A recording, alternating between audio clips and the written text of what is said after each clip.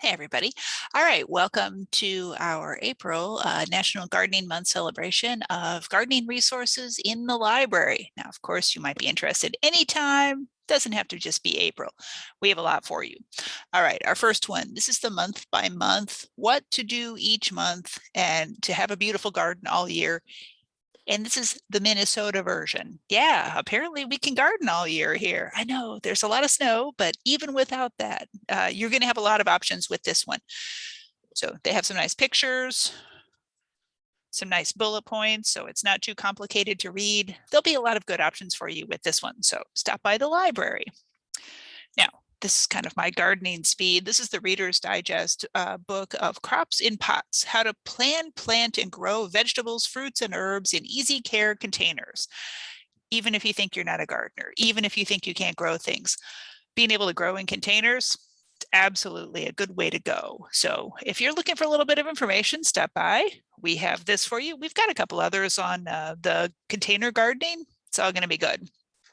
Okay, edible gardens for the Midwest, vegetables, herbs, fruits, and seeds. Yeah, I like this because I like to look at flowers. That's definitely good, but I also like to grow things that you can eat. So different kinds of cauliflower. If you think cauliflower is not for you, try roasting it in your oven. Let's see. Oh, you can eat nice flowers, nasturtiums. These are perfectly edible.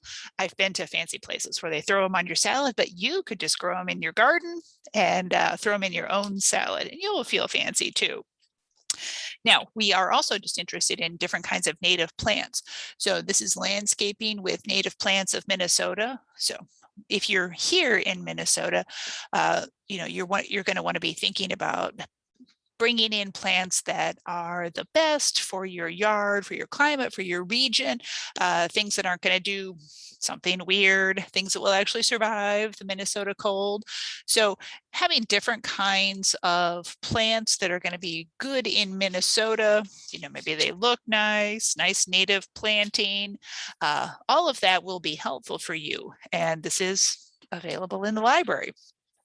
And of course, not technically gardening, but at the college, we do have a certificate program and a degree in farm business management because, obviously this is a pretty rural state. We're always interested in trying to make sure that people feel confident in their farming skills, running their farm. It's a very complex business.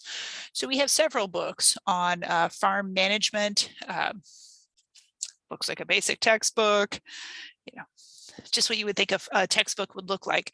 So if you think, oh yeah, my garden is going great, I've read all those other books and I might be thinking about a certificate in managing my farm, and whether it's something that you are doing right now or something that you're thinking about expanding into, you want to be an entrepreneur, this kind of program would be really valuable. So get in touch with them to find out more information about their program, but stop by the library first to get some information in the books. All right, you feel good? Got a lot of books?